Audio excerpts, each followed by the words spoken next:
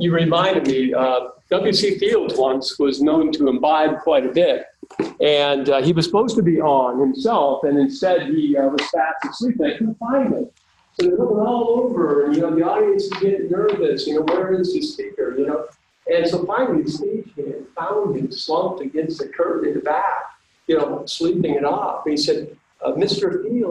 Fields, you're on. And he looked up and said, I am? How am I doing? How I'm doing, right? Do I need the lavalier mic, or are we okay? Sound mic. Okay? If it gets difficult, let me know, and I'll pop that lavalier mic on. Okay? So Rand asked me, he said, Dan, how do you feel about the highly coveted right after lunch speaking slot? And I said, I think I'm okay, because I'm very used to people falling asleep, as I'm speaking. But I said, it wasn't always that way. I remember once, I was a young man, and I was giving a talk, and there's a fellow sitting right about where you're sitting, Don. You're pretty alert. But he was sitting where you're sitting, and the first thing he did was he kind of, folded his arms like this, which is sometimes a bad sign. Then he kind of nestled in a little bit, which is often a bad sign. It wasn't too much longer before he was doing the dreaded head bob, he was out, So I sit back down at the head table, and I'm kind of watching him, and it's bothering me. Again, as I said, now I'm used to it, but at the time I wasn't as used to it. So I finally, I got out a piece of paper, and I made out a note to the MC that said, would you please wake up the fellow in the second row sleeping? So I passed that note down, and I'm waiting, and I'm waiting. He didn't get up, he didn't wake the guy up. Instead, my note came back to me, and it had another note on the bottom, and it said, you put him to sleep, you wake him up. So we'll see how we do here today. So one thing I'd like to say, we've got about an hour and a half here. We're going to make this very informal and open, okay? So you jump in with any question. How sometimes you wait till the very end and you're trying to remember the question you had, an hour ago. Don't do that. If you got questions, jump in. It'll be my responsibility to try to manage the time.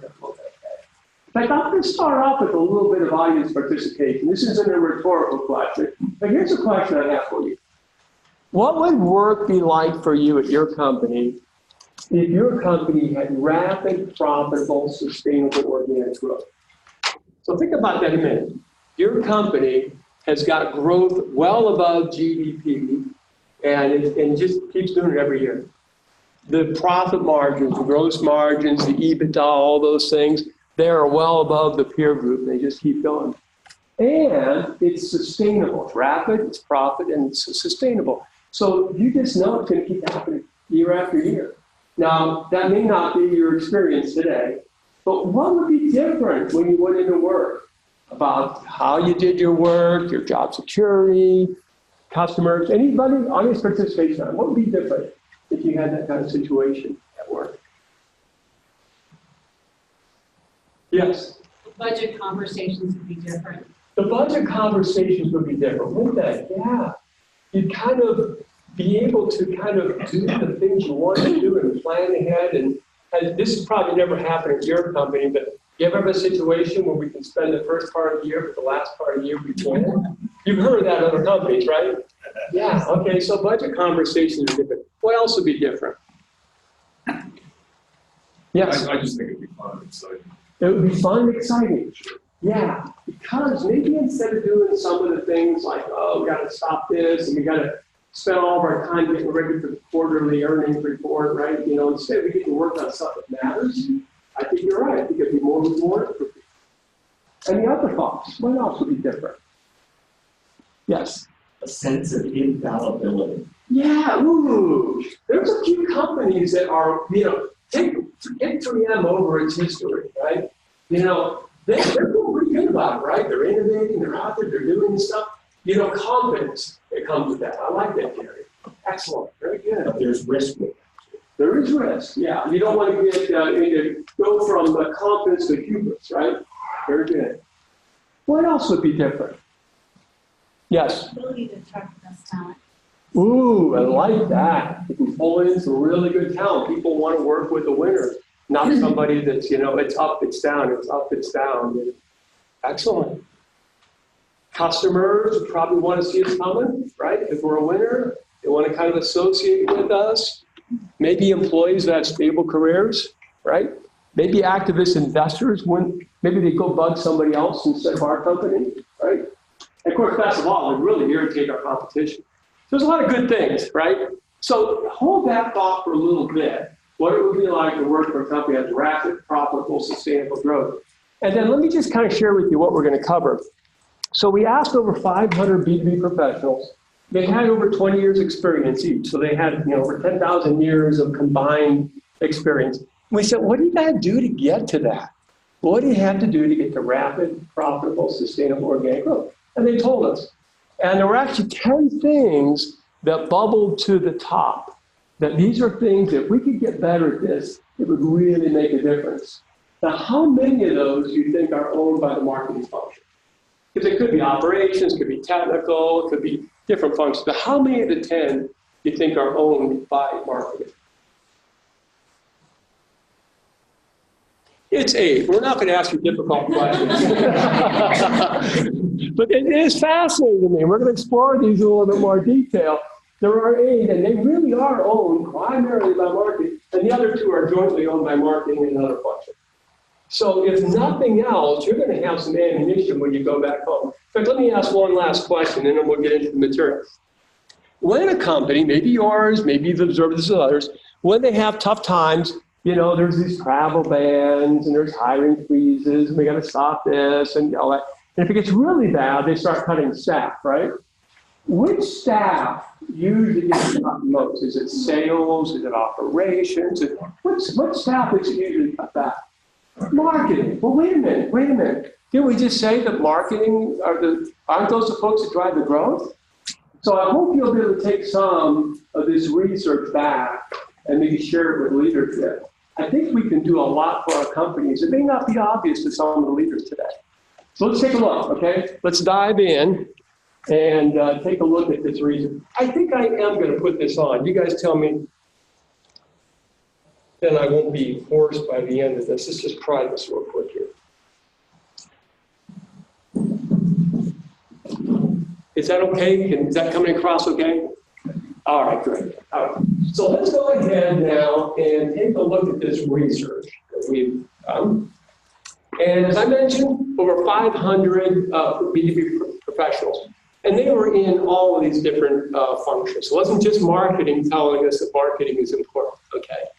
And then the experience level was very high. There you see over 10,000 years of combined experience. And they came from many different types of B2B companies. I like to divide B2B companies into 4 categories. So how many of you are in the material space? That could be chemicals or glass or something. Let's see a show of hands. So you make material, okay, good. Now how many of you are in the components area? So this is something, think of it as it's like a material that doesn't lose its identity. It could be a ball bearing or an actuator or a hydraulic cylinder. Let's see, show of hands there. So we've got some components producers. And then the third category I like to look at is equipment. And this is really an assemblage of materials and components. Let's see the equipment producers. Okay, and then how about services? How many services we got? Great, so we got a little bit of everybody in here represented by the research. Now, the revenue, we had a lot of large companies, but they weren't all big companies. And I can't get into all the nitty-gritty of the details, but I can tell you there were very few differences between the $50 billion company and the $500 million company. In fact, they were mostly things like the stage gate process is a little more sophisticated on the big guys and patent protection. But other than that, there really wasn't a lot different.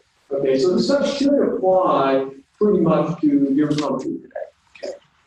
Now, first, that's going to seem odd, but I want to talk about what does not drive rapid, profitable, sustainable organic growth. Because I don't think this is apparent to all business leaders today.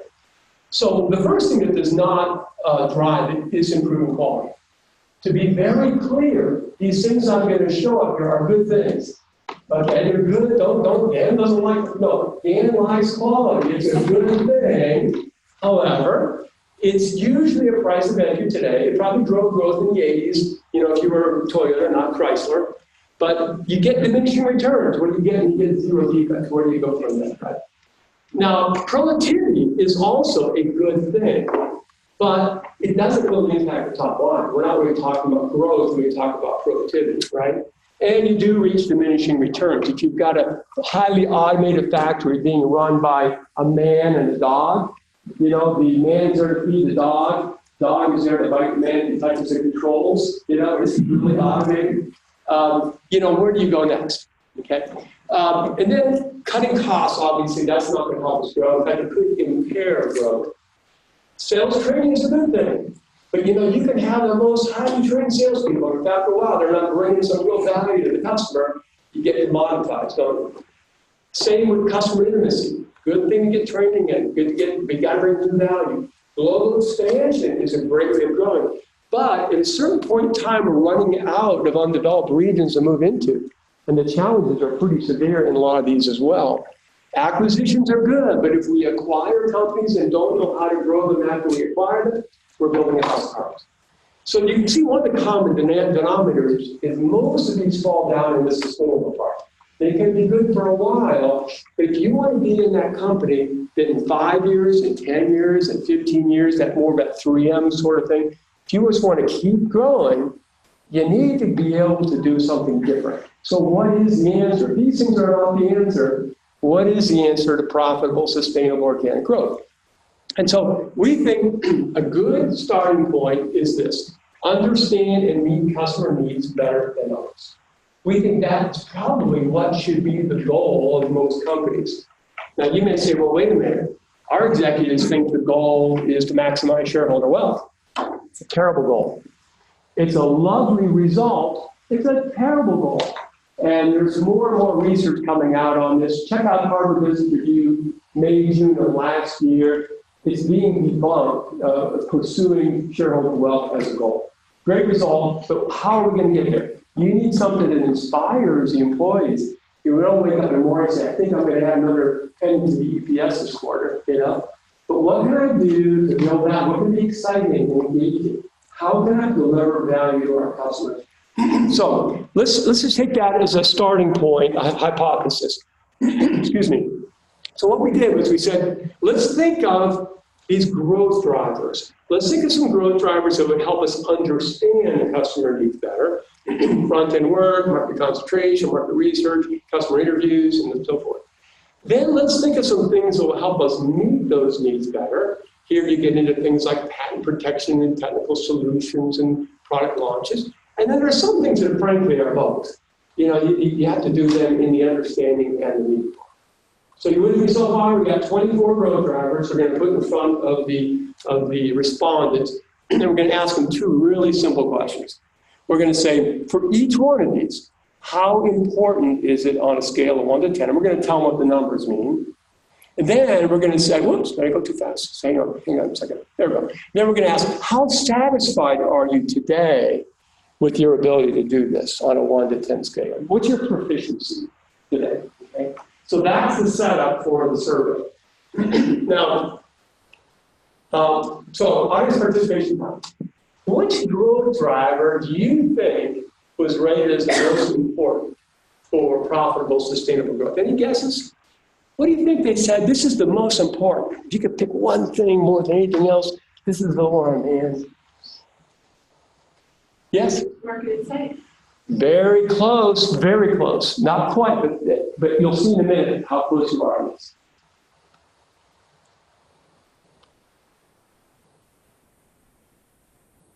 How do you feel about value propositions? That makes sense? That's actually the one they said was the most important. And in fact, I realized after we did the survey, I probably made a mistake because a lot of these things lead to value proposition. So our survey respondents were probably smarter than the survey developer. So value proposition, if we can do that, that's the one that gets more important. But then let me ask this question. Which one were respondents most eager to improve? Lori?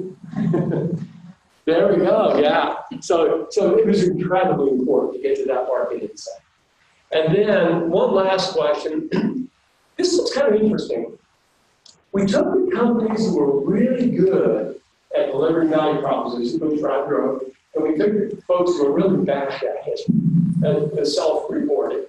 And we said, which ones have the biggest differentiator on growth drivers? In other words, of all the other growth drivers, which were most strongly differentiated between high performers and low performers? Any thoughts on what that might be? Which ones were the good growth drivers, or the good value providers really good at compared to the folks who were not really good? Any guesses on that? I'd say strategic forces. That was a very important one, very important one. That was one that's very in a short list. The one that came out on top was front-end work. This is the one, the companies that figured out how to really do good front-end work were much better than those that, the companies with really good value proposition were a lot better at front-end work than the companies who were really bad at value proposition. So are you starting to get a little idea here? This is kind of like front-end, market insight, figuring out what customers want, getting good value. There's a little bit of a message starting to come through, isn't there? So let's dive a little deeper. Let's break it down. So again, we have the buckets. The blue bubbles are understanding needs. The red bubbles are meeting needs, and the purple are the in-between ones. And as you go up on the chart, stuff is getting more important. As you go to the right, it's getting more satisfying. Or conversely, we're not very darn good at it on the left side.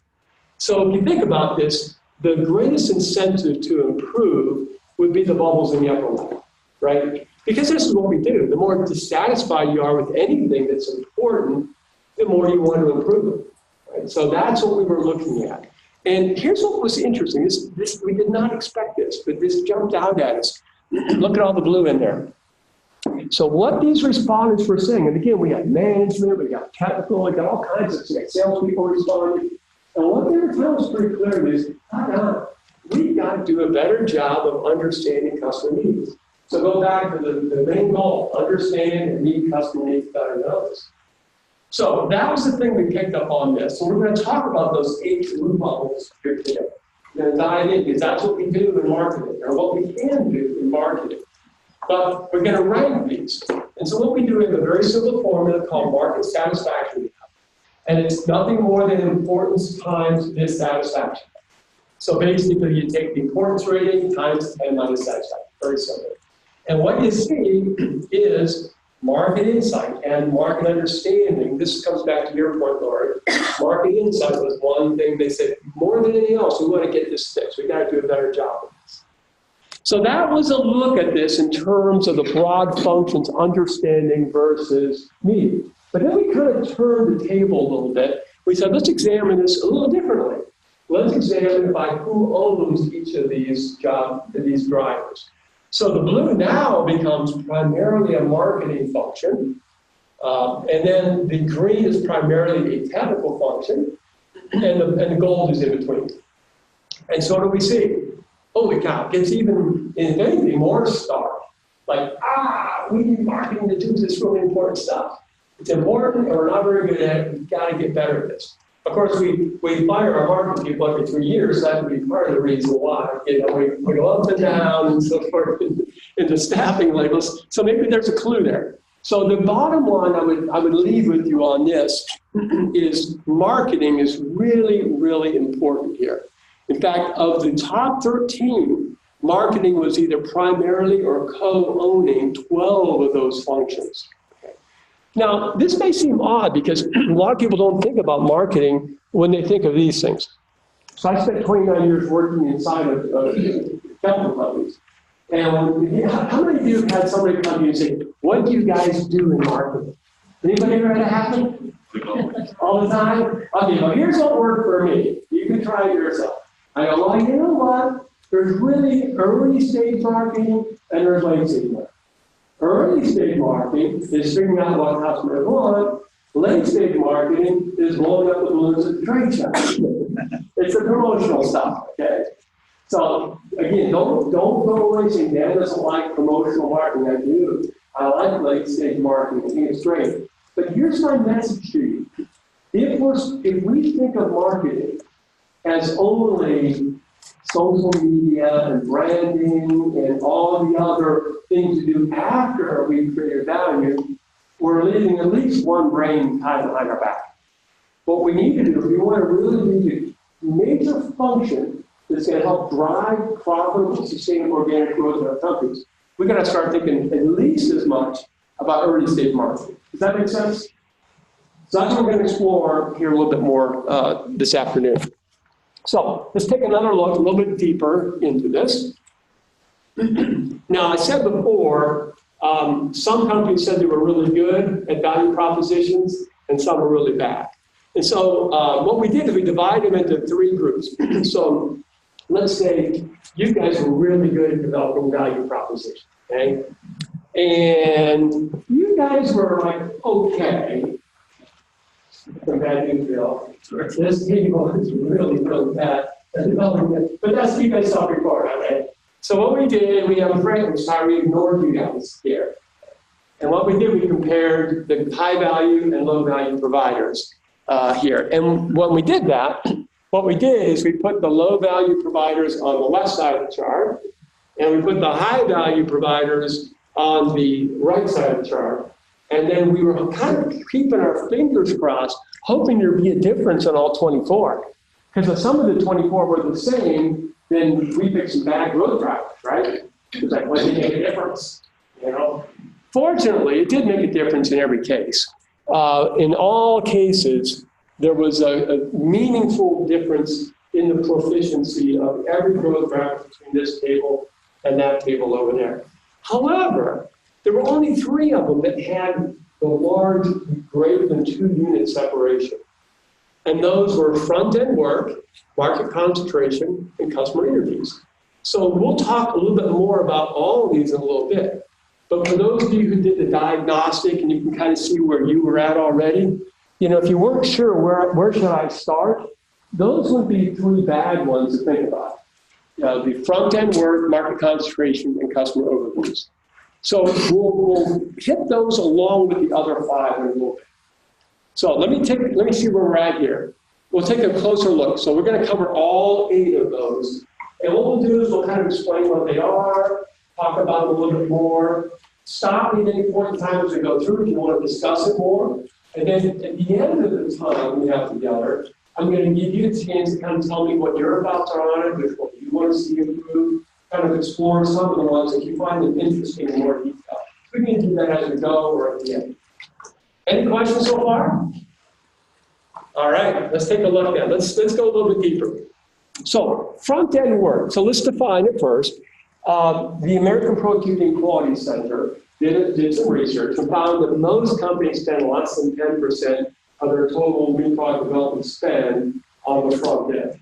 But the companies who are really good are spending 20, 25, 30%. So we said can you guys read that okay in the back? All right, okay.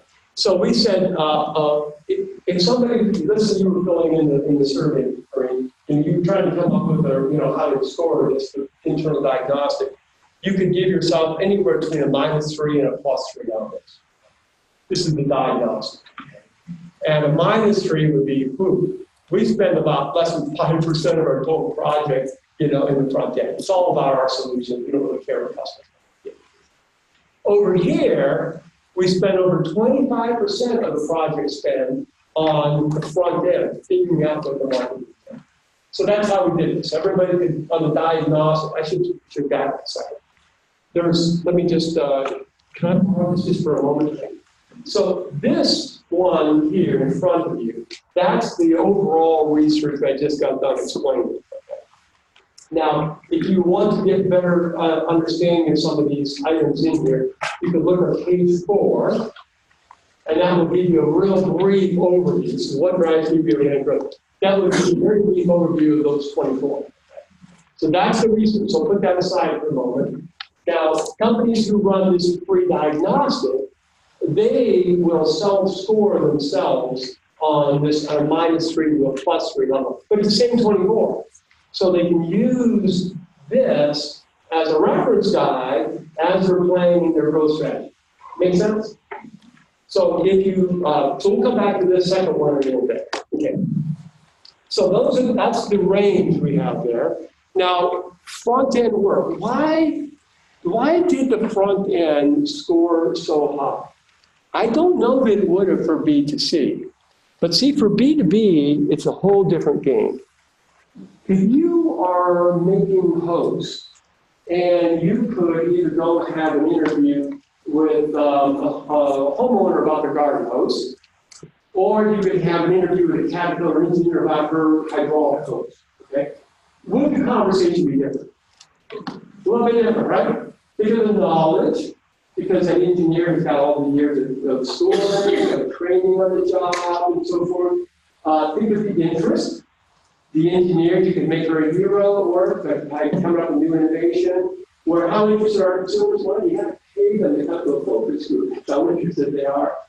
Objectivity, they have to follow procedures. They have multiple people making decisions. They got accountability. You know, they can tell you what they need before they see it because they're in business to make money. So there's a lot of differences. So the richness we can get out of the front end of B2B is quite great.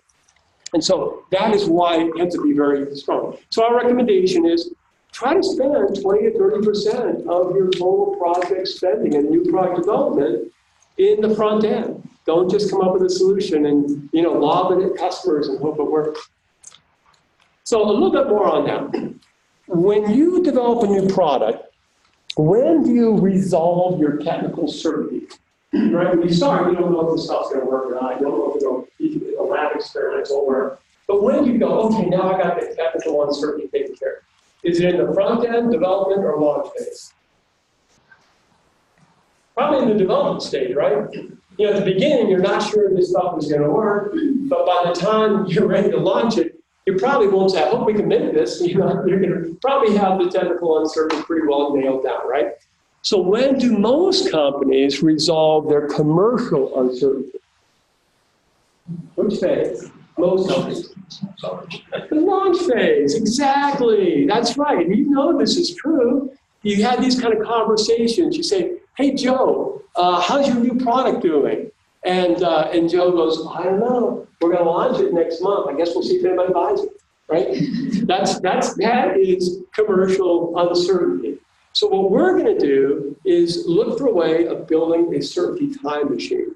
A certainty time machine, wow, it's a little bit of a lag on here, so I have to bear with me. A certainty time machine basically says we are going to bring that commercial certainty up to the, there we go, up to the front end.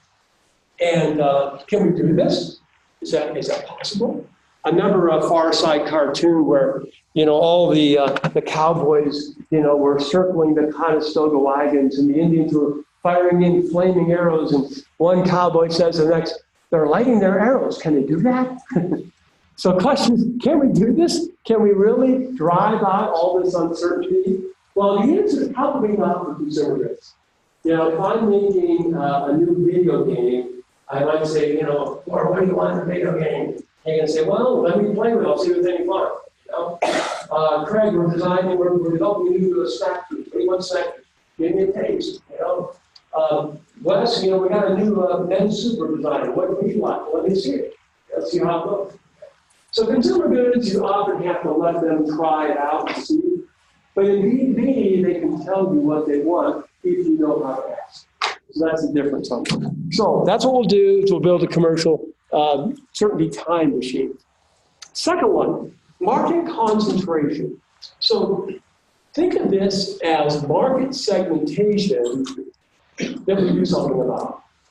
So in other words, you can segment your market, but if you still allocate all the resources the same as you always did, and you still have the same strategy, then I'm not sure why we segmented our markets, right?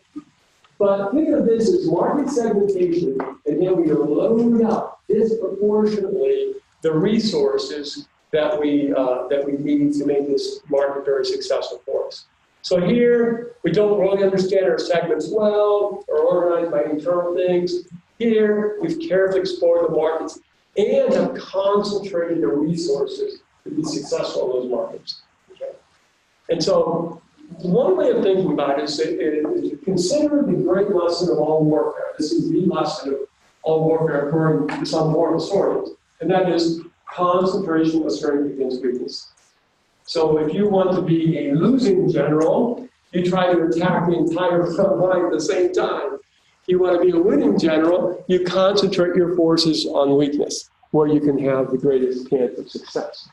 So we're a little bit more civilized in the marketing and business world. So we don't call it reconnaissance, we call it market research. And rather than call it a battle plan, let's call it a business case. And wouldn't it be better, instead of calling it true deployment, to call it resource allocation? So that's what we'll do, okay? But it's basically the same thing. It's loading up the resources where they really matter, okay? And this is a really key first step. Because what you don't want to do is beautiful product development in an ugly market segment. So you got to figure out what those markets are, which ones are attractive, where are the market discontinuities, what's the growth, what's the size, all those things. Okay? Now, one way you can do this is like a 50-year-old tool. This is the GE McKinsey chart. This a long time ago developed. And maybe, how many of you have used this in your strategic planning? And folks, yeah, you're very good. It's a great tool, it still works. And what you want to do is then figure out which of these markets are attack, study, maintain, withdraw. The first time you do it with a business, they want to attack everything. We go, no, that's the general attacking the entire line. We don't want to do that, you know. Let's figure out which ones we want to concentrate our forces on. And remember when I said our goal should be understand and meet customer needs? You can't do it on all of these. My recommendation is do your strategy like this. Then pick which ones would I go after? I like the A's and the S's. The ones I want to attack and the ones I want to study. Those are the ones I'm going to go out and I'm going to understand customer needs. Does that make sense? Disproportionate concentration of force. Okay. All right, and what we want to do is move the bubbles that are up at the top to the right and build our competencies in those areas. Now, market insight here, our customer meetings are ad hoc. Product development is more reactive. And on the right side, we proactively interview in those targeted market segments that we pick. This is a big, big shift for most companies. Many, many companies are customer reactive, and we try to get them to go to market proactive. Customer reactive is, you know, whatever the customer tells me, the last customer I work on, that stuff, you know. Market proactive is I figure out which markets I want to go after, and I proactively dive in and understand needs better than my competition. Big, big shift. So that's what we want to do, is move from customer reactive to market proactive. Does that mean you'll never react to customers? No, sorry, you're going to still do it. But maybe today we're 80% customer reactive and 20% market proactive, and maybe in a couple, 3 years, we can switch that around. We can spend more of our time being market proactive and less just in the reactive. Okay. All right. So that's what we want to do. That's the relevance there. Now, why do we want to pursue market segments? This very simple question has plagued me for a long time. And I finally came up with a simple answer. Now, it may not be right, but I'll share with you the simple answer. And here's the way it goes. Imagine your CEO is an operations person. He or she has come up through the operations ranks. And your CEO says, you know what, now that I'm CEO, I have a wonderful idea. Let's make one product for all our customers. Think how efficient that would be. Everybody will get the same paint or glass or whatever it is, okay? Isn't that a brilliant idea? So that's one extreme, okay? Now the other extreme goes like this. Your CEO has come up through the sales rank. And your CEO goes, I have this wonderful idea. I woke this morning, I had this brilliant idea. You know what we're going to do? We're going to make a product, whatever each customer wants, they're going to get their own product. Won't that be nice? They can just tell us, you know, what they want, and we'll make a product for them. Great, huh? So that would be probably a bad idea. It'd be very effective, but it won't be too efficient, right? So you see the tension here, right? So now, what I like to do is define a market segment as a cluster of customers with similar needs. So that one, if you can just think of a market segment as a cluster of customers with similar needs. Now, what I'm going to suggest is the best optimized balance between effectiveness and efficiency is innovating for those market segments. So let's think through the logic just for a moment here. So if we are market focused, we're creating new innovation for clusters of customers with similar needs. Are we really giving up any effectiveness? If they have the same needs, we're not giving up any effectiveness, right? We're not averaging out the needs of a bunch of different disparities. So we have not lost effectiveness. And I would say we haven't lost any efficiency beyond what we needed to maintain the effectiveness. Does that make sense? Because it's not like we broke it down and every single customer got their own thing. It was only because we broke down no further than we had to. So I think this market focus is the most efficient way to meet customer needs. And you have scarce resources and your competitors have scarce resources. So if you figure out a way of being more effective and more efficient with your scarce resources than they do, over time, who's going to win, right? So that's the whole idea behind market insight and market segmentation. Questions on that? Kind of simple-minded, but I think that's why we need to do it. Okay, so let's move on to customer interviews. So on one hand, these interviews are conducted by commercial people. Usually our salespeople are going out, and they don't really have any training and listening or probing or interviewing or that, but they bring back stuff. Okay? That's on the -3 side. On the right side, it's not just commercial people, but it's technical commercial teams going out. Some of you may remember Edward McCory. If Ralph were here, he would speak of this. He wrote a book on this called Customer Visits. I think it was back in the 90s, but this is where the whole thing started. You know, let's send our technical and commercial people out, and let's figure out what customers want. They're very proactive. You remember, Liam. So this is how we do it. You know, so he started that whole thing going. It's pretty brilliant. It's relevant because of the things we talked about earlier. B2B customers have high knowledge, interest, objectivity, and foresight, and they can tell you what they want if you know how to ask. And so our recommendation here is to do 2 types of interviews. Now, this isn't like rocket science, but surprisingly, not many companies do it. Do qualitative, then do quantitative. And you can do it all kinds of different ways. There's no one right way of doing these interviews. But I strongly suggest you do qualitative and then quantitative of some sort, okay? And so the qualitative one is divergent. Your goal in a qualitative interview is to get all of the customer outcomes. When I say outcome, it's a desired customer end result. You're not really going to figure out how important it is yet or how satisfied. You're like you got a fishing boat. You got a big trawling net. And your job in discovery and qualitative is get as many of those customer outcomes as you can. That's all you're trying to do, okay? Now, you may project your notes and have little sticky notes and engage the customer. There's all kinds of ways of doing this, but that's what you want to do is get as many outcomes as you can. Then you want to go back and do quantitative interviews. This is incredibly important. We'll talk about this in just the next slide, I think. But you want to ask them, how important, let's say I want better scrub resistance. Well, how important is that? How satisfied are you with that? I want lower sound levels out of that. How important is that? And how satisfied are you? You got to get that quantity. We'll talk a little bit more why that's so important. But for now, here's what you're trying to do. You're trying to stop errors of omission, and you're trying to stop errors of commission. Now, what's an error of omission? An error of omission is failing to uncover an unarticulated need.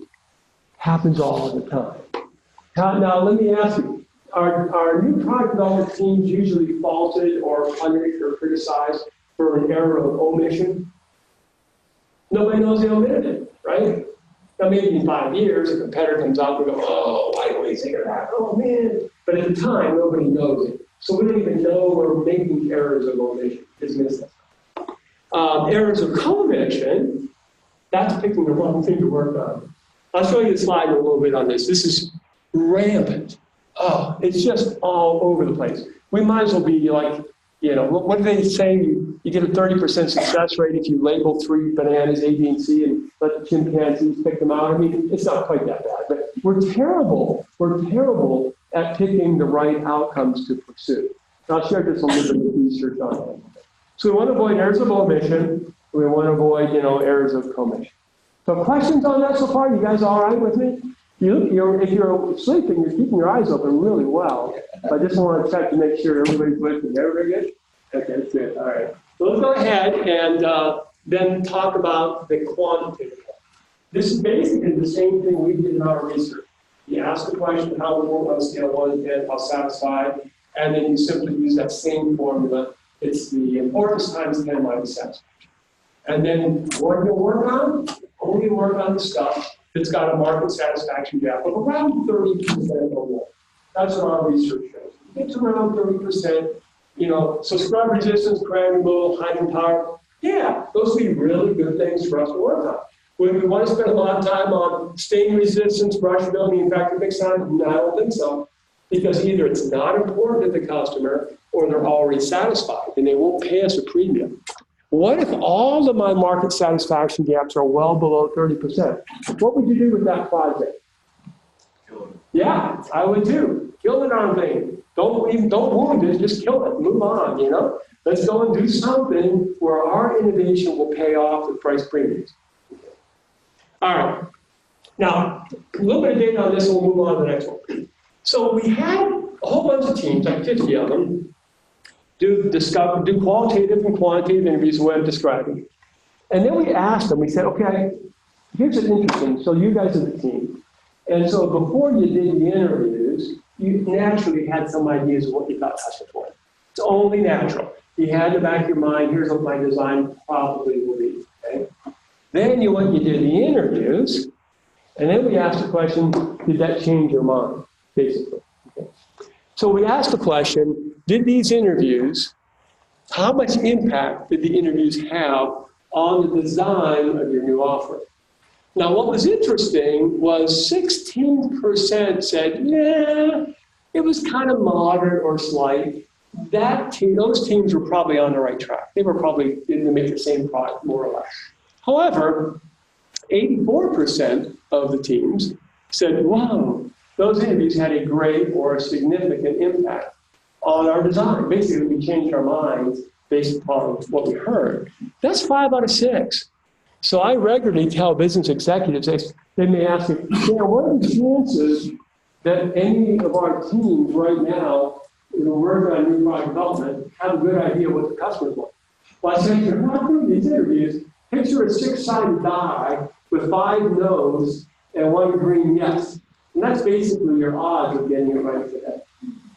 So this is why I say there's so much potential in the front end, which is owned by marketing, which gets hired and fired on a regular basis, and also spends most of its time at the trade show. Okay. So keep the trade show going. You see where I'm going. This could be the growth engine, and this is where marketing can make a difference. Okay, so let's take a look at just a little bit more, then it's going to be your chance to kind of see if you want to talk about some of these in more detail. And it looks like I need to, okay, now. It's got some extra stuff here. Do I need to share my screen again? Looks like it does. Let's see if we're okay. It's going okay. There we go. So value chain. I won't spend much time on this. But on the left side, we only interact with our direct customers and don't understand the impact downstream. And then on the right, we interact with our customers' customers and know how we can add value down the chain. This is actually really important for most B2B companies.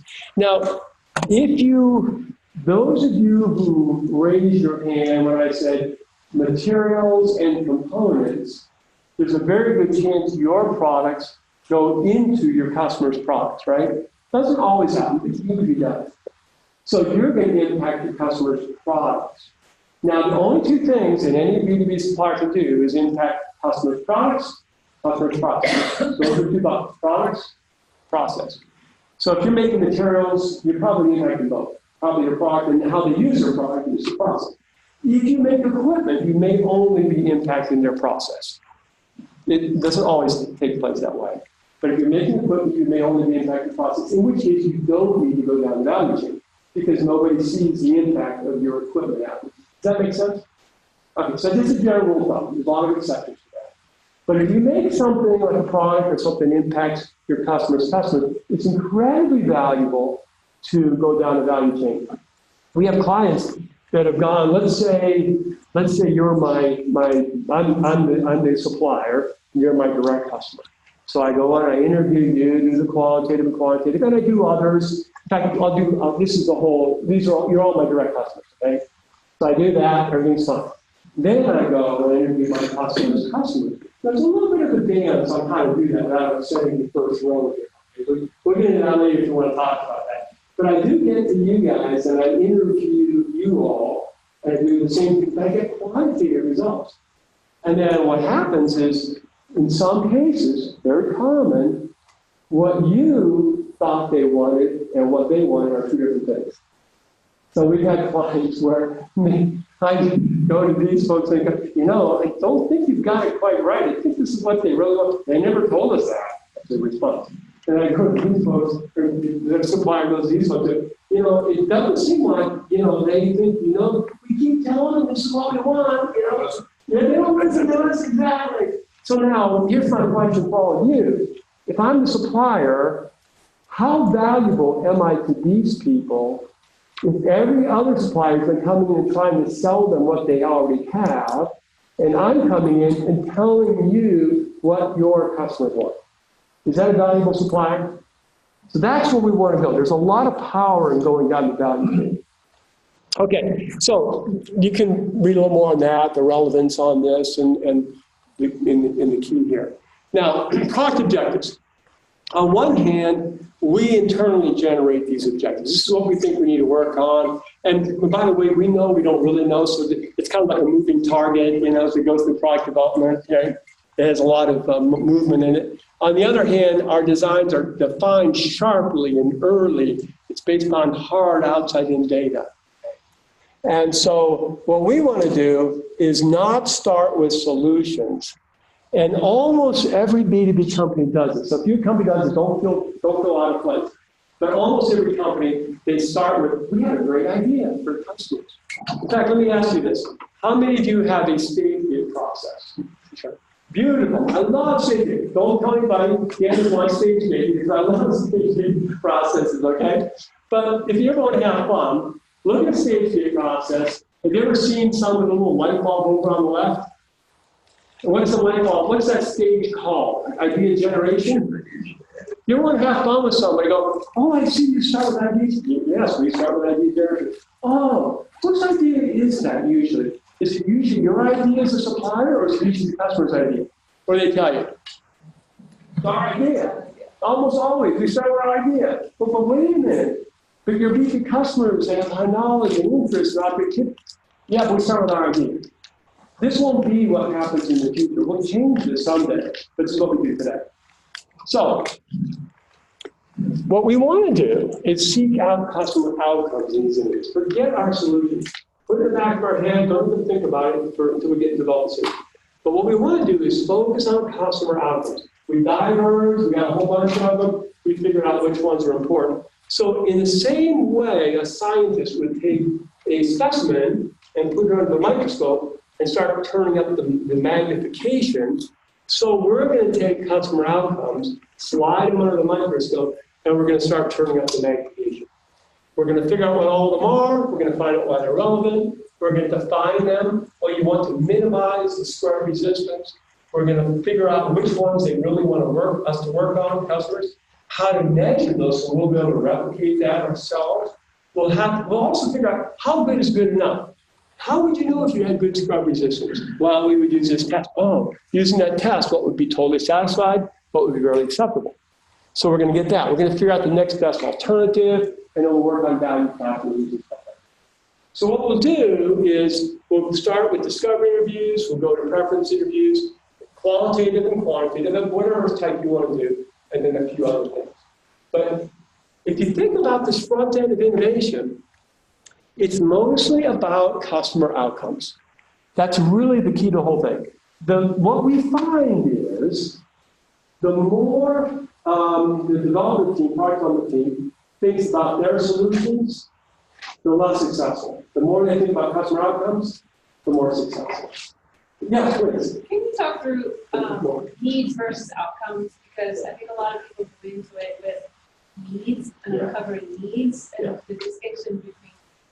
Yeah, great. So now the word outcomes, I'm following the lead of the guy into Tony Holman. Some of you have read some work by Tony on what customers want. Good stuff. And where he started using outcomes, and I followed this lead, is The other words have been used so much it can lead to confusion. You start getting in needs and wants and features and benefits and this and that. So in some ways, we're starting with fresh verbiage. I'm not saying the other verbiage doesn't work. You can use it. But we found it's very successful to say everything coming out of the customer's mouth in an interview is in one of three buckets. One bucket is background, which is like everything else.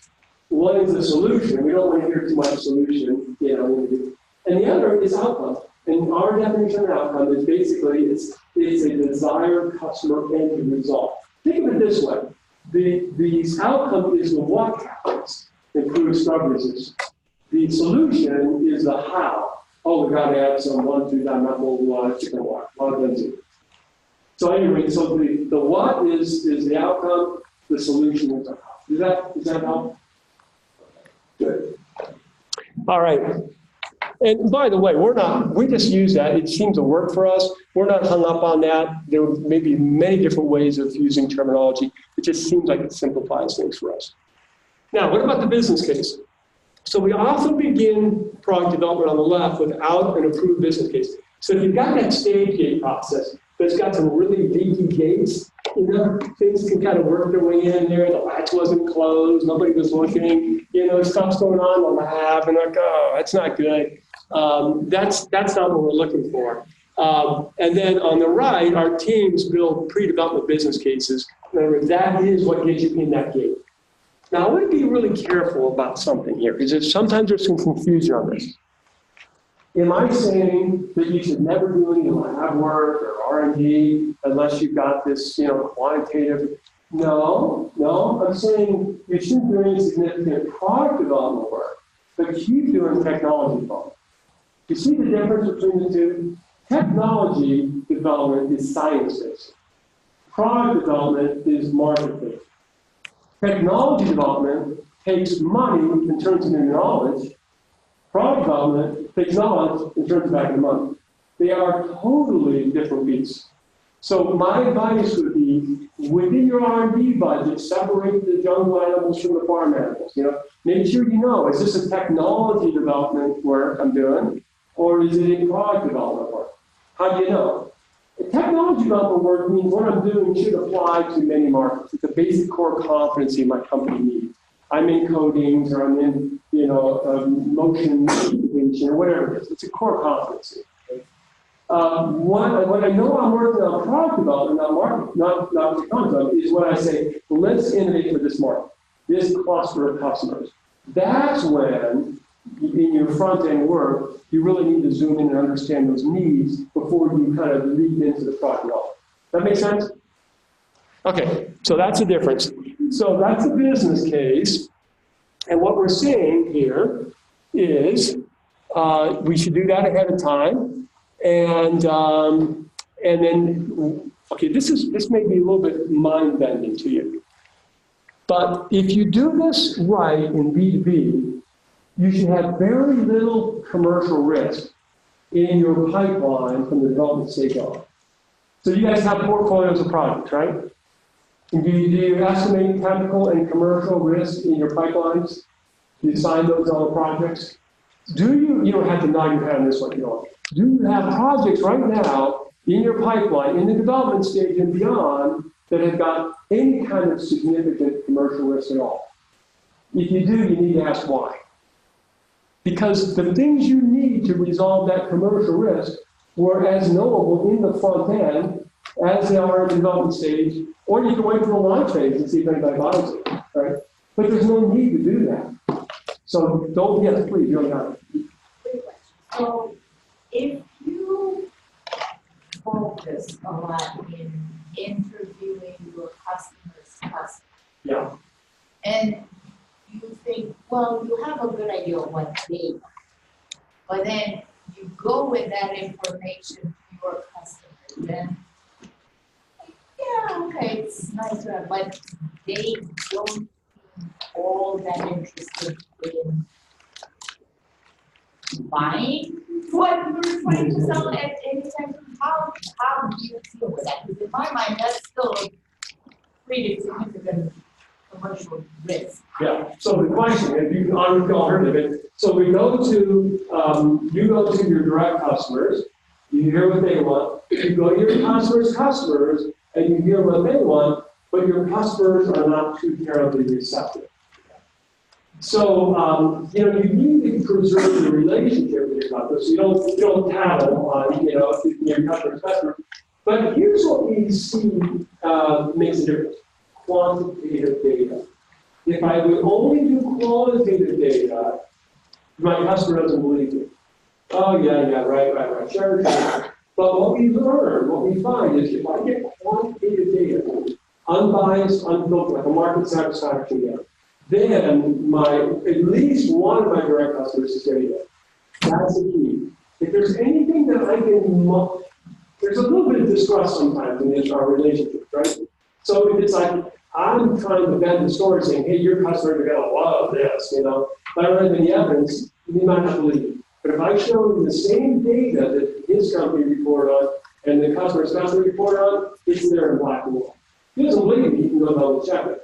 And what would you think would be a safe bet that what percentage of your direct market buys it?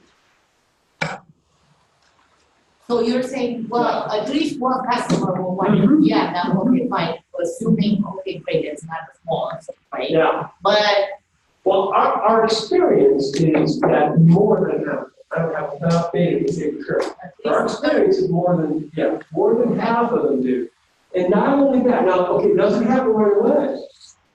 But not only that, but this is a situation that's actually taking place. You learn these methods. You do interviews with your direct customers, and you do interviews with your customers. And after a little while, people say, how do I do these interviews? They get it, not like that. But after a while, they go, holy cow, I don't want to just be an order filler. I mean, I got to get in this game here. These people understand what these people want. I'm in the middle. So not only do they buy into what the results of the interviews were, but at a certain time, they usually buy into, I better get these capabilities. Because otherwise they're going to be left out. They need to themselves learn how to go get that directly and not rely on one of their suppliers or one of their customers. Make sense? But that takes time. It's not like they'll get it right away. If they do. Excellent question. So, business case. Now, here's the thing. How many of you are familiar with confirmation bias? So confirmation, yeah, great, yeah. So confirmation bias is when I seek and interpret information around me in ways that will support my preconceived notions. It is extremely powerful. It is more powerful than you can even imagine. And so what happens is you get actually a shot of feel-good dopamine in your brain, researchers find, when something confirms something you thought or hoped to be true. In fact, true confession, I was doing this research and I found myself so excited because I knew confirmation bias was a problem. You know, I was getting this shot of feeling it. So anyway, I mean, you cannot escape it. I mean, you just cannot get away from it. So that's why we need to be nervous about a few things. We need to be nervous when we start with our solutions. Oh, a customer did a lot of this. It's okay to have an idea, but you don't want to bring it up in the interview. In fact, let me just make sure I'm clear on this. If you have a potential idea, solution, hypothesis, technology, you really have three choices. Okay? Let's say choice number one. Jennifer, we just got this cool idea there. You're going to love it. What do you think? You like our idea? That's door number one. Okay, let's not do that one. That's technology equipment. Okay. Door number two.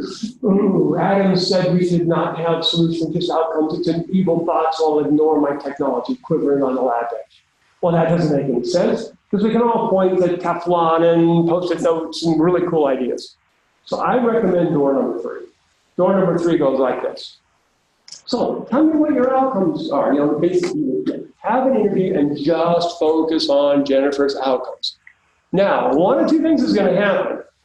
I'm going to maybe hear outcomes that Jennifer and her market want that are a good match for my technology. in which case I can do a little happy dance in the parking lot or relieving the customer, a little celebratory dance. Or here are Jennifer's market needs, and my technology, it's like two ships passing in the fog. When you're not even close, Now, if that happens, if my job is to serve this market, I have to find a technology.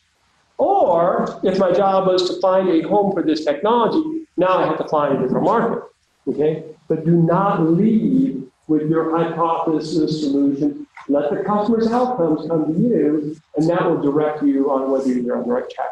So I'm not saying it's bad to have a solution or a hypothesis. I'm saying it's bad to lead with that in the customer interviews. Does that make sense? Okay. So don't start with our solutions. Don't ask customers, what do you think? You like this? You do like this, don't you? Yeah. And then failing to identify and test the assumptions. There's a lot of assumptions. We need to identify those and figure out if they're true or not. And then the biggest one of all is skipping quantitative interviews.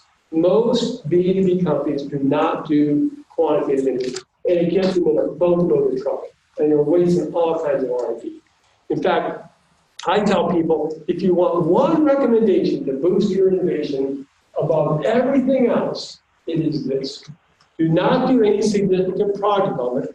Technology development is okay. But do not do any significant product development unless you have evidence of customer needs. It doesn't have to be a market satisfaction gap chart. It could be something else. But you need to have something that's unfiltered, unbiased. We can't get our grubby mitts on it and bend it. I had this guy come up to me once at a workshop, and he was so mad. He goes, Dan, I spent 5 months doing voice of customer, and I gave a presentation to my boss. And my boss, at the end of the presentation, said, nah, I don't think that's what customers want. Here's what I think customers want. He was really upset. And I said, well, did you do qualitative or quantitative? Oh, just qualitative. I said, well, here's the problem. First of all, I'm not excusing your boss, but imagine I've been telling everybody on my team that the market wants more abrasion resistance, okay? So I go to the first interview. What do you want? We get all this stuff, no abrasion resistance. We do a nice interview, no abrasion resistance. Well, you don't bring up abrasion resistance. Same with you, Kelly. We're not, oh, wait a minute. We get to the end, the last customer interview. Say, is there anything you could think of that you would like? I'm getting a pack of it. And he just says, well, maybe abrasion resistance. So now I'm going to give him my PowerPoint presentation. What do you think shows up in 72-point bold Arial font that the customer said they wanted? Abrasion resistance, right? So we just got to get away from the qualitative only. We've got to move into the quantitative, unbiased, unfiltered. Okay. All right. We're getting close. So to get your questions ready, if you've got some. Oops. Looks like this thing is stalled. There we go. So what I recommend doing, you could have a full business case. We've been experimenting with this lately. Instead of doing the full business case, which is quite a bit to it, we have a shortened thing called a market case. So let me know if you want more, but if you will get these 6 elements in, that may be okay for a lot of your projects. If you have a really big project, probably go the whole business case. We have 12 items that we like. We can tell you what those are. But if you get project scope, strategic fit, market attractiveness, customer review, competitive landscape, and value proposition, you're probably going to be in pretty good shape on this thing. And this is the one here that we're right down here we're looking at. That's where you would get some kind of quantitative data, on what the customers want. So make sure you get that captured. Okay, now I think this may be the last one, or maybe there's one more. Strategic foresight. This is the last one. Okay. So this actually scored really high. Who mentioned strategic focus? Somebody mentioned this is one of them. It was definitely a high scoring one. So the first, on the left side, we're just focusing on market share battles. We're just trying to win the battle in this year, this quarter. Okay? On the right side, we're building capabilities for the future. And this is relevant because change can be swift and punishing. There was a book that was written back in the late 1990s. In my estimation, it's still the best book ever written on strategy. And the book is called Competing for the Future by Prahalad and Hamill. And they said there's 3 areas of competition that we want to look at. The first is compete for industry foresight. Compete to get a view of what the future is going to be like. Then compete to build capabilities to prepare yourself for that future. And then compete for market share. Now, what happens if a company has competed on these 3 levels against a company that's only been competing on market share? Who's going to win? It's like a Golden Glove boxer being in a ring with a street brawl or something. You know what I mean? It's just no contest. So getting that view of the future and then building your way toward it is what we want to do. Now, I won't go into this, but if you get a chance, read The Inevitable by Kevin Kelly.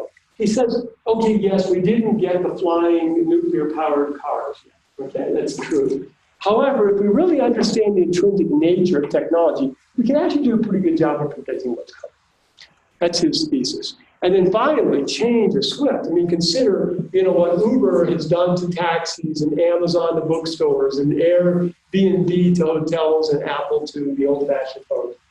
So, I think if we can spend more time thinking about the future, some of the trends coming and how they might impact us, I think we may have a stronger chance of being the disruptor. And if nothing else, we're probably more defensible against disruptors and being disrupted ourselves because we're thinking in these ways.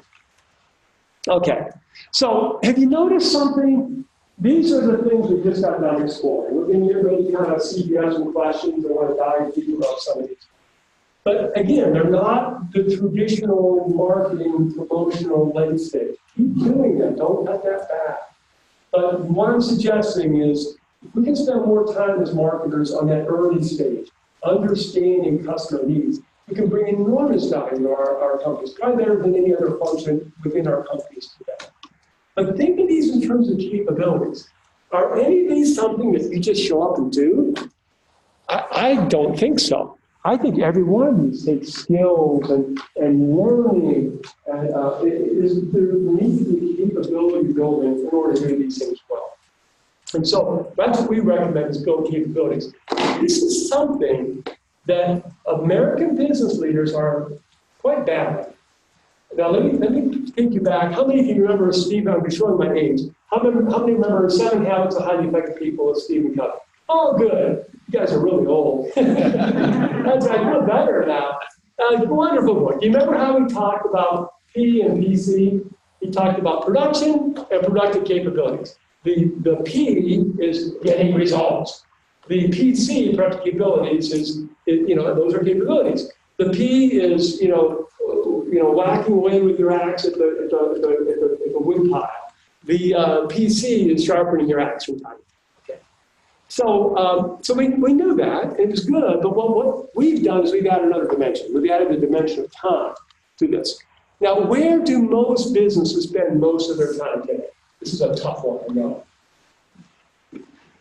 Right, exactly. Right down here. This is where we live, We work on results this year. It's all about doing it this year. Now, if we can spend a little time building capabilities for this year, that's great. Maybe we can get our salespeople more effective. Let's do that. That's good. Or maybe we can give some bonuses and incentives to get good results in a few years. That's good. But I would suggest that we need to spend a whole lot more time than we are today up in that upper right, building these capabilities. We need to have much more balance. Just like Stephen Covey said, we've got to get balance to this thing. And we do not have it today. So imagine this. You're going to do some rock climbing. You are at the foot of El Capitan, okay? Now that's the good news. It's kind of exciting, right? Here's the bad news. You've never actually done any kind of training in rock climbing. So you have no idea what handholds are, okay? The other thing is you don't have the right shoes on. You're not even close, And the other thing is, I hate to say it, but you're not in shape. You haven't done any exercises for your abs aren't too good, and the fingers aren't. However, but here's the good news. So you have absolutely no capabilities whatsoever to climb this cliff. That's the bad news. But the good news is you really want results. Isn't that great? How's it going to go for you? So can you think of any endeavors, where the people who are at the peak, the champions, did not apply themselves to building capabilities? I cannot. Well, I can think of one. Business. That's the one I can think of. But other than business world, I can't think of any cases where the ones who wanted to excel didn't work at building their capabilities. So that's what I think has been a great advantage if we look at things a little bit differently. We say, well, yeah, we're going to keep going after results. Yeah, I know you have to get results to keep your job. Yeah. But we got to start building some capabilities. And that's what we'd like to explore. So one of the ways you can do that, a few companies have done this, if you want to, it's a free service. We're glad to do it every year if you want to kind of monitor your progress. But basically, you get this 20-page report. Now, that is the report. Can I borrow this for a second? If you have this one in front of you, go to page 4, and you'll see this chart right here. Okay? Some of you may have printed out your actual results. And basically, the way this works, we go there, that's the chart you're going to see on page 4. And the way it works, here, I guess I can see your old copy now. The growth drivers on the left, wherever you and your colleagues rated yourselves will be the red square, okay? So how do we do this? Let's say that, Kelly, you want to do it, at Emerald, okay? And you go, okay, great, you want to do it. We send you a link that says, Emerald, diagnostic. We send it out to technical, marketing, sales, and management, people who are kind of involved in innovation and growth. And they send back, they go to the survey side, it's confidential, and they fill it out. And we have little people kind of cranking away, and they create this report and send it. And so when you get the results, you see where you were red, but you also see where the average in our database and the top quartile and the top decile are. You kind of get to see where you're at in this thing. And then there will be an overall percentile. We just averages up all 24 growth drivers. You get the same 24 growth drivers that, are in that growth research report we saw earlier. And, we had clients send it back, and we do them, and they're in the teens. They're in less than 20 percentile. If we say, I got good news for you, you got lots of upside. That's great news, And I'm not saying that facetiously, it is true. You have a certain business level performance today. What if you're 30%, 40%, right? It's true. And we have some who are 70%. But here is the thing. Even if somebody was at 90% overall, which we haven't seen, these are individuals, right? There's still so much room. We're still talking about what life is like now. The potential, what B2B could do, is even beyond the 100%. So we're just talking about getting out of some really sloppy stuff right now. And there's a lot of room to get better. Yeah. So, anyway, now the last thought I have, and then we will, just kind of get your thoughts on a few things. Here's the dilemma. It's our leadership teams. When a leadership team gets this, wonderful things happen. Everybody gets aligned, things move forward, some really good results come. But, our leaders are busy and they're stretched and they aren't really learning all these things. So one of the things we've done as Rand said, as an institute, we're trying to do some things for the better good. And one of them is we put together a leader's guide for B2B organic growth. So that's the last thing. Can I borrow this guy? So this one is way too big. This has got 30 lessons in it for leaders. Okay? And we hope that, they'll read this. You can download this. If you want more copies, let us know. But we also know that business leaders are pretty busy, and it sounds maybe pessimistic, but, they can't get through this. So what do? We put it in 2-minute videos so they can actually sign up, and every week they get a new 2-minute video. We think they should be able to handle that, And we think maybe over time, they'll be able to see, wow, this stuff can really make a difference. And I think it can help in your company because the lessons, go through them first yourself, but I think you're going to see they're supporting the sort of things we talked about today. And maybe they'll say, I think the marketing function is kind of important here. They got kind of different functions next time, or I don't know. I don't know what will happen. But I think we have an opportunity to move minds. Not be in a reactive mode, like, oh man, we're going to cut marketing, or market doesn't value us, or how do we show value? I think we have an opportunity to move minds of our business leaders. That's when good things will start to happen. So let's do this. Think about what you would like. My good friend Vince has offered to help us something here. We're just going to capture some of your thoughts on what you would like to see improve. Let me do this. Go here. I think it's all primed for you. So think about, what would you like to see improve? What do you think would help at your company to focus on? Or if you'd rather have a question offered up, that's fine too. What do you think? What would make sense for your company? Or if you don't want to say that, company sitting next to you.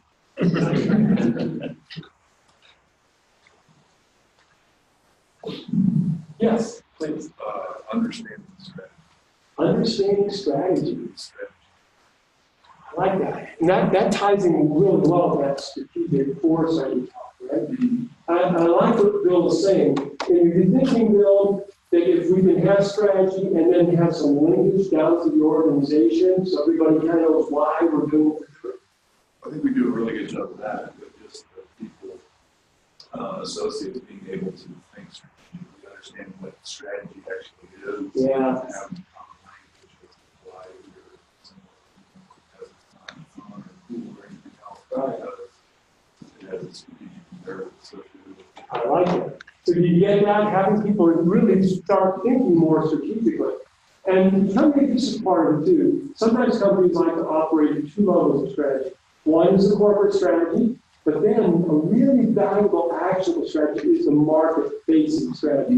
Which of these markets am I going to concentrate? Is that part of it as well? Yeah, that's great. Why do we pick this market? Why is it important? Why are we doing this? Well, here's why, and sharing it. I like it. Thank you, Bill. What else would you like to see improved?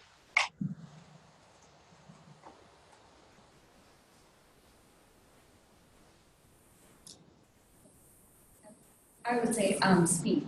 Speed. So in product development, move faster, and especially product development area. From start to finish. Good. And talk, there's a whole lot of data. I love it. I love it. This is a really important point. How can we move fast? Sometimes our markets are moving faster.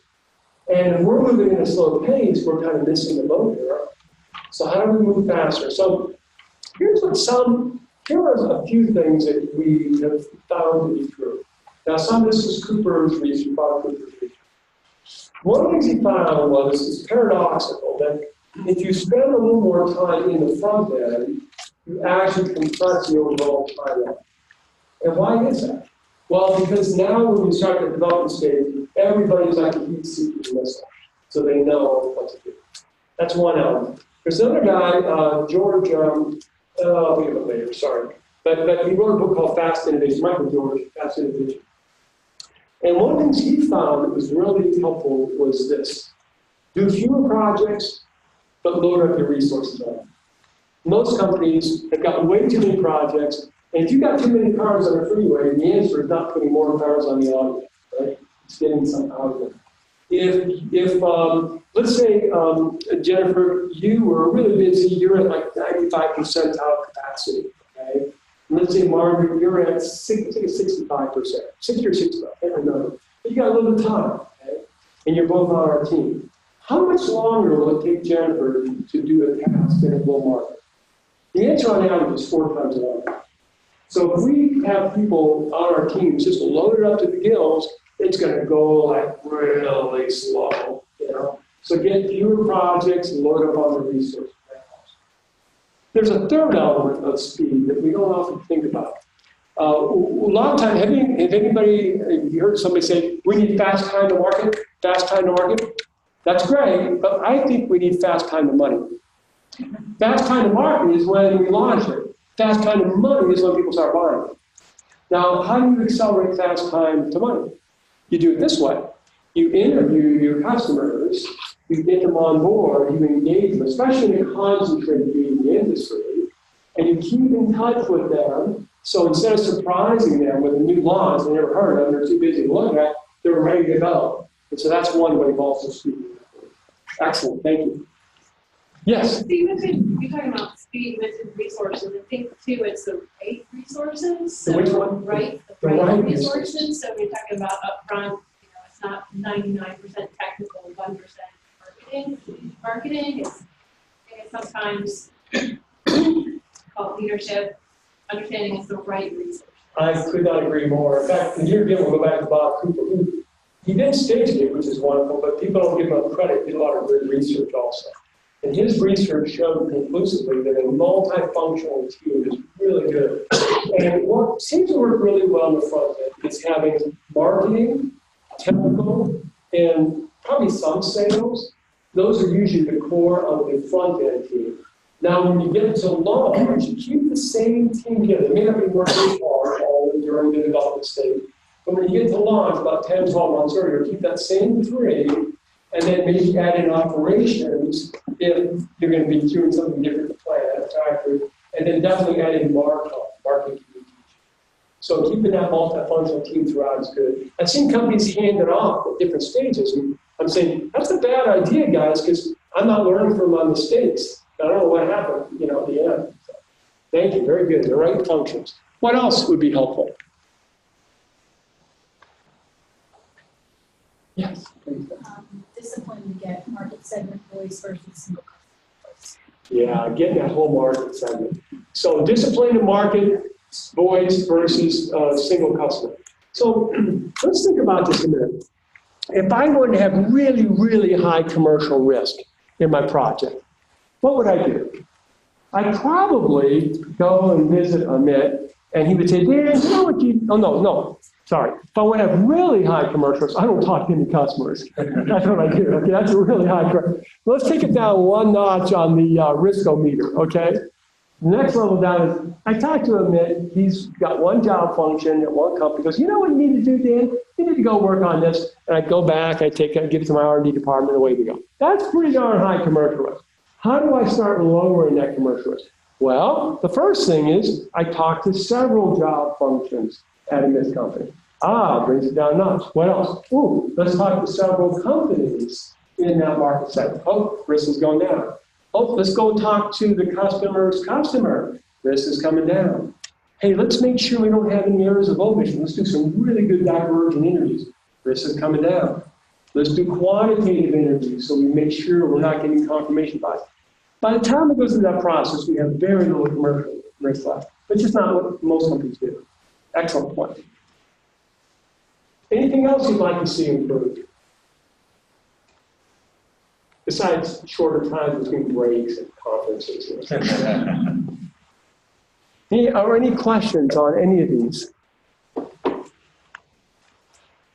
How do you influence up if you have senior management that struggles to understand more your upfront marketing and they believe in a technical space that marketing is the back end? Yeah. Without insulting them. Right. Well, up till now, I had some pretty decent answers for most of these questions. This is the big thing we're wrestling with right now, Jennifer. We're on a journey to try to figure that out, and we have not figured it out. But what we think we need to do is I need to stop thinking that, management gets all this, that we can train our people and somehow they already know this, because we know that's not true. I know it's not true. So I have to change that mindset. And we don't know if we have the answer to that question yet, but our journey is, let's start providing some tools that people who do understand it can start moving up to management. Of all the things I do, this is probably my second favorite thing, which is speaking like this. My first favorite thing is getting in a room with some executives. And when I do, it's exciting because I realize we're making a difference. They didn't know this stuff, and why would they? So I don't know. I'm still working on that. It's a great question. Ralph, yeah? I was going to say, start with the fact-based business case. Start with the fact-based business case. So else. Well, That's kind of what you've been saying. That's a really, really good point Ralph was making. So think about this. Let's say you're the executive, Jennifer, okay? And maybe you're looking over some of the projects that are getting into the development stage, okay? And you've just been seeing all kinds of stuff come by that's like, really, you know? You can ask a lot of questions because you don't really trust the teams, right? This is what we do, right? And all of a sudden, here comes a market case or a business case, and it is really laid out well. It's fact-based business case. And you go, you mean this is actual data direct from customers? Yeah. You've got this on the market segment size? Yeah. And it's like, wow. Now, the next thing that doesn't do that is probably in a little bit of trouble. But we have now taught you, I love that, Ralph. We've probably taught you that it can be better. So that's probably part of the answer. Thank you. Yeah. And something to, an idea to add to that, maybe to take it beyond that, and if you want to sell the method to management is to show them previous business cases and show them situations where you have somebody went through this process and went from, well, the market size of 0 or whatever to X. Show them quantitative. Quantitative? Yeah, that's a really good point. Show them case stories. With data, With that hard somebody data. did this and that's how they do it. Yeah.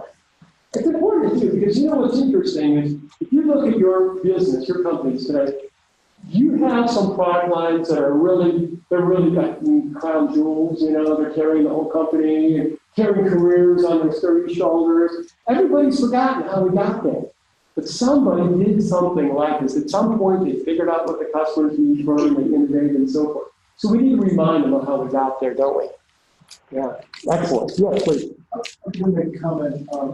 You made a slide that talked about the rigor of a venture capital firm for making an investment, which stood out to me. Our firm does more and more work lately with private equity firms, Yeah. venture firms. And while there are a few that will do in-depth market research, a lot of them won't spend money. They'll do quick and dirty studies that don't have the rigor that you suggest. There are a few that are very well-structured studies. That's right. So I think it was interesting to step out. Yeah, that's a really good point. They don't all do it well, do they? Some do. The ones that are successful will be. So if I'm a corporation, I might have 2 or 3% of my sales going into R&D. If I'm a VC firm, most of my money is going into. The good ones, the ones that last, you get to figure it out. Excellent point. They will do a lot of number crunching. Yeah. But they won't take the time on the front end to understand the market. That's right. You can garbage in, garbage out, right? Excellent point. Thank you. I think I'm going to take one more. I think I've used up my time there. So, yes. Question on some of the end markets, they are really spec driven. So, for example, aerospace, where almost a customer are kind of handing you over, here's what we want in your product. Yeah. So how do we, and therefore we're doing that to a bunch of other suppliers as well. Automotive and aerospace especially are very much the case. So here's what we tell our clients in those spaces. So did you get the term, they just hand you specification, how do you innovate on that, okay? So there's a couple of thoughts here. First of all, at a certain point in time, the game is over. At a certain point in time, there's a specification, and on that particular piece of business, it's game over. So what we have to do in aerospace and sometimes automotive, there's some other issues like this, we've got to get the game on earlier. So that's the first thing. But here's the second thing. For 29 years, when I received the specification, I responded incorrectly. Do you mind Amit doing a little skim with me? You can say, right, Amit is now a purchasing agent, and this is a product specification. Would you like to see the improper response when somebody gives you a product specification? It's going to be very sophisticated. You have to watch closely. You can just say, here's the specification. Ready? Watch this now. Watch closely. This is the improper response when you get a product specification. Ready? Dan, we want this product, here are the specs. Thank you. That was the improper response when you get the product specification. Let's have one more. You did your job. Let's try one more time, and let's get the proper response when somebody hands you the specification. Ready? Here we go. Hey, Dan, we want this product, here are the specs. Well, great. Well, thank you. And let me just ask you, sir, on this first one, if we gave you more than this, would that help? And then we'll go down the second one, the third one. We go right down the list. We ask, if we gave you more, would it help? Now, you don't know this, but Amit went to the Beat Up Your Supplier School of Purchasing Training, okay? And he wants to answer no, and no. If you can, if you can correctly say no to all those, what is my product not called? Bingo, it's commodity. And what's the only variable left? Price. Game over, right? So that's what we don't want to be. Now, the fact of the matter is, the purchasing guy doesn't know the answer to those questions. He does fact. So what am I going to do? I got to get in the same room with the technical person. And she goes, oh man, if we could have this, it'd be wonderful. And the marketing person says, oh, my customers would love this, you know? And the operations guy says, oh, I want to go a lot faster. And out of the corner of my eye, I look at him and he's doing this, no. So that's what we have to do, is try to get there earlier and then get one last thing, then we'll stop. Yeah, so Dan, how important is it to ask that question to say, will you pay more versus will you pay? So what we find is in B2B, we don't like to actually ask the question, what would you pay or how would you pay? However, we do in our probing ask, how often does that happen? What's the frequency of that? What's the duration of that event taking place? How many times do you see this? Or what's the impact on this? We call it what-why probing. Tell me more about it. Describe that situation. When does it happen? Why? How does that impact you? So with the what-why probing methods, we're going to collect economic data. Then afterwards, by ourselves, we'll build value calculations. So that's the important thing. I think I better stop so we can go to the break. You all have been wonderful. Thank you for all the great questions. We're going to take a break until 3, and I just